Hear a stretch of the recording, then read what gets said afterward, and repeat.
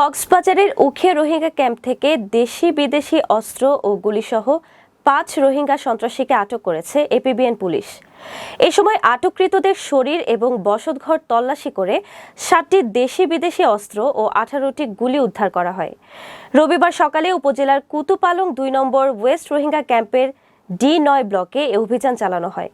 ১৪ এপিবিএনের অতিরিক্ত police super Mohammad Ohidur Rahman জানান, আটককৃত সকলে রোহিঙ্গা ক্যাম্প ভিত্তিক সশস্ত্র সন্ত্রাসী সংগঠনের সক্রিয় সদস্য।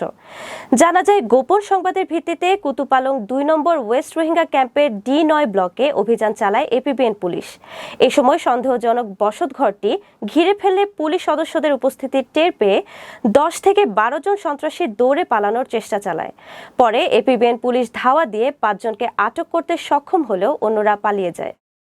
বালুরমাঠ পুলিশ ক্যাম্পের আওতাধীন রোহিঙ্গা ক্যাম্প 2 ওয়েস্ট এর ব্লক D9 এর রোহিঙ্গা মোহাম্মদ জোবায়েরের বসতঘরে ৫টি বিদেশি পিস্তল, 2টি ওয়ান শুটার গান, 3 রাউন্ড বড় 5 স্টারের গুলি, 7 রাউন্ড মাঝারি 5 স্টারের গুলি, 2 রাউন্ড ছোট 5 স্টারের গুলি, 4 রাউন্ড রাইফেলের গুলি, 2 রাউন্ড শটগানের কার্তুজ ও নগদ ৫০,০০০ টাকা সহ ৫ জন আসামি গ্রেপ্তার প্রসঙ্গে আজকের এই প্রেস ব্রিফিং।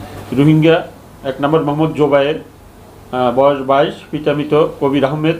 2 নম্বরে দিল মোহাম্মদ, পিতা মৃত আব্দুল জলিল। 3 নম্বরে মোহাম্মদ খলিল, পিতা আব্দুল সালাম। 4 নম্বরে মোহাম্মদ ইদ্দিস, পিতা মতিউর রহমান।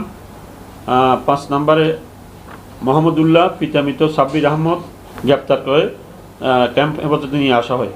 এই সংক্রান্তে উখিয়া থানায় মামলা দায়ের বিষয়টি প্রক্রিয়াধীন আছে।